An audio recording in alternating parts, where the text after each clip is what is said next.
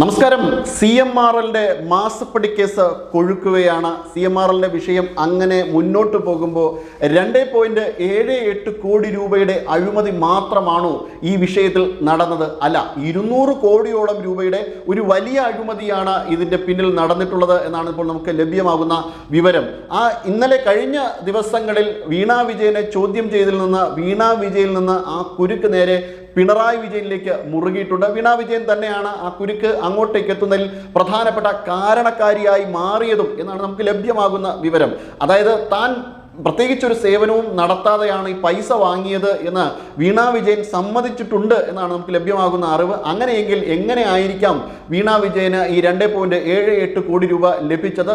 ഉറപ്പായും ആ വിഷയം നേരെ ചെന്ന് നിന്നത് പിണറായി വിജയനിലേക്കാണ്. ഇനി അന്വേഷണം പിണറായി വിജയനിലേക്ക് നീങ്ങുകയാണ് എന്നതാണ് ഇപ്പോൾ നമുക്ക് ലഭ്യമാകുന്ന വിവരം. ഇനി പിണറായി വിജയൻ മാത്രമാണോ ഇതിലെ പ്രതി എന്ന് ചോദിച്ചു കഴിഞ്ഞാൽ പിണറായി വിജയൻ മാത്രമല്ല, UDFിലെ പ്രധാനപ്പെട്ട ഘടകകക്ഷിയായിട്ടുള്ള മുസ്ലിം ലീഗും ഇതിൻ്റെ പ്രതിയാണ്. മുസ്ലിം ലീഗിലെ പ്രധാനപ്പെട്ട നേതാവായിട്ടുള്ള കുഞ്ഞാലിക്കുട്ടിയും ഇതിൻ്റെ പ്രതിയാണ് എന്നുള്ളതാണ് നമുക്ക് കോൺഗ്രസ് വൃത്തങ്ങളിൽ നിന്ന് തന്നെ അറിയാൻ കഴിയുന്ന കാര്യം. അങ്ങനെയെങ്കിൽ ഈ കേസുമായി ബന്ധപ്പെട്ട കൂടുതൽ സങ്കീർണമായ രീതിയിലേക്ക് ഇതിൻ്റെ അന്വേഷണം വഴിമാറും എന്നുള്ള കാര്യം ഉറപ്പാണ്. 2002 കരിമണൽ വിഷയവുമായി ബന്ധപ്പെട്ട ഫയലുകൾ നീങ്ങി തുടങ്ങുന്നത്. അന്ന് മുഖ്യമന്ത്രി AK ആന്റണി ആയിരുന്നു. AK ആന്റണിയിൽ നിന്ന് പിന്നീട് ഉമ്മൻചാണ്ടിയിലേക്ക് എത്തുമ്പോഴും കരിമണൽ ഖനനം സ്വകാര്യ മേഖലയ്ക്ക് കൊടുക്കാൻ വേണ്ടിയിട്ടുള്ള കൂടുതൽ തീരുമാനങ്ങൾ എടുക്കുകയാണ്.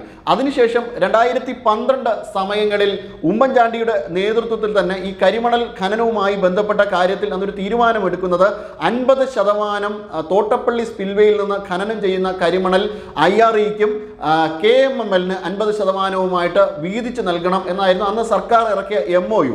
അതിനുശേഷം തോട്ടപ്പള്ളിയിൽ നിന്ന് നേരിട്ട് ഖനന അനുമതി IREക്ക് ലഭിക്കുകയായിരുന്നു. അതിൻ്റെ പിന്നിലും കുഞ്ഞാലിക്കുട്ടിയുടെ കരങ്ങളാണ് പ്രവർത്തിച്ചത് എന്നാണ് കോൺഗ്രസിൻ്റെ തന്നെ അടുത്ത വൃത്തങ്ങളിൽ നിന്നും നേതൃത്വത്തിൽ നിന്നും നമുക്ക് ലഭ്യമാകുന്ന ചില വിവരങ്ങൾ. എന്തായാലും ഇതോടുകൂടി ഉമ്മൻചാണ്ടി മന്ത്രിസഭയുമായി ബന്ധപ്പെട്ടുകൂടി ഈ അന്വേഷണം നീളുകയാണ്. പ്രധാനമായിട്ടും മുസ്ലിം ലീഗും ലീഗിൻ്റെ വ്യവസായ വകുപ്പും ഇതിൻ്റെ പിന്നിൽ നല്ല ഒരു കളി തന്നെ കളിച്ചിട്ടുണ്ട് എന്നതാണ് നമുക്ക് മനസ്സിലാക്കാൻ കഴിയുന്നത്. അവിടെ നിന്ന് ഈ പന്ത് നേരെ പിണറായി വിജയനിലേക്ക് എത്തുമ്പോൾ പിണറായി വിജയൻ ഇത് തുടരുകയായിരുന്നു. 2019 അന്ന് വ്യവസായ വകുപ്പ് കൈകാര്യം ചെയ്തിരുന്നത് EP ജയരാജനെയാണ്. EP ജയരാജനെ മുന്നിൽ നിർത്തിയുള്ള മറ്റൊരു കളിയും കൂടെ ഇതിൻ്റെ പിന്നിലുണ്ടായിരുന്നു.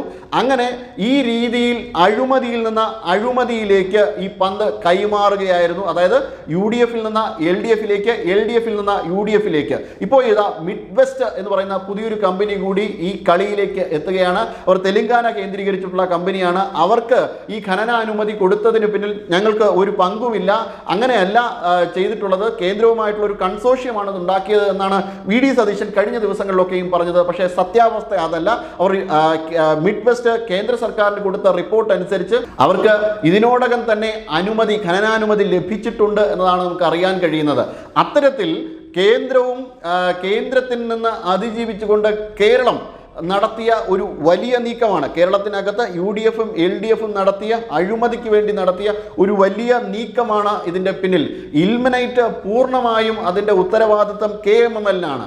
ഇത്തരത്തിൽ വലിയ സാധ്യതകളുള്ള ഈ മിനറൽസ് എന്തുകൊണ്ടായിരിക്കാം ഇങ്ങനെയുള്ള അഴിമതി നടത്തുവാൻ വേണ്ടിയിട്ട് ഉപയോഗിക്കുന്നത്? രാജ്യസുരക്ഷയെ കൂടി വലിയ രീതിയിൽ ബാധിക്കുന്ന ഒരു വിഷയമാണ്. അന്താരാഷ്ട്ര നിയമങ്ങൾ, അതായത് കേരളത്തിന് പുറത്തേക്ക് ഇതിൻ്റെ അന്വേഷണം വ്യാപിപ്പിക്കേണ്ടതുണ്ട്. അതുകൊണ്ടാണ് വിജിലൻസിന് പോലും ഇതിൻ്റെ അന്വേഷണം കൊടുക്കാതെ തന്നെ EDയും SFIOയും ഇതിൻ്റെ അന്വേഷണം ഏറ്റെടുത്തിരിക്കുന്നത്. എന്തായാലും ഇതുമായി ബന്ധപ്പെട്ട കൂടുതൽ കാര്യങ്ങൾ നമുക്ക് പുറത്തേക്ക് വരുമ്പോൾ സ്ഫോടക വസ്തുക്കളിലേക്ക് പോലും ഇതുമായി ബന്ധപ്പെട്ട് അന്വേഷണം വ്യാപിക്കേണ്ടിയിരിക്കുന്നു. കാരണം ഇതുമായി ബന്ധപ്പെട്ട് മറ്റെന്തെങ്കിലും കൃത്രിമത്വങ്ങൾ കാണിച്ചിട്ടുണ്ടോ? തോറിയം പോലുള്ള നിക്ഷേപങ്ങളാണ് ഇതിൻ്റെ പിന്നിൽ എന്നുള്ളതാണ് മറ്റൊരു പ്രധാനപ്പെട്ട വിഷയം. തോറിയം പോലുള്ള നിക്ഷേപങ്ങൾ ഇതിൻ്റെ പിന്നിലേക്ക് വരുമ്പോൾ യുറേനിയം, അതായത് ആണവായുധങ്ങൾ കേന്ദ്രീകരിച്ചു കൂടി ഇതിനെ മറ്റൊരു രീതിയിൽ ഡൈവേർട്ട് ചെയ്യാനുള്ള ഒരു ഓപ്ഷൻ അവിടെ നിലനിൽക്കുകയാണ്. അങ്ങനെ നിലനിൽക്കും. അത്തരം സാങ്കേതിക വിദ്യ പല രാജ്യങ്ങളിലുമില്ല. ഭാരതമാണ് ആ തോറിയം ഉപയോഗിച്ചുള്ള സാങ്കേതിക വിദ്യയ്ക്ക് കൂടുതൽ മുൻകൈ എടുത്ത് പ്രവർത്തനം നടത്തുന്നത്. പക്ഷേ അങ്ങനെ എന്തെങ്കിലും കൂടി ഇതിൻ്റെ പിന്നിൽ, അങ്ങനെ എന്തെങ്കിലും ലക്ഷ്യങ്ങൾ കൂടി ഇതിൻ്റെ പിന്നിലുണ്ടെങ്കിൽ തീർച്ചയായും ഇതുമായി ബന്ധപ്പെട്ട കൂടുതൽ അന്വേഷണം നടക്കേണ്ടതുണ്ട്.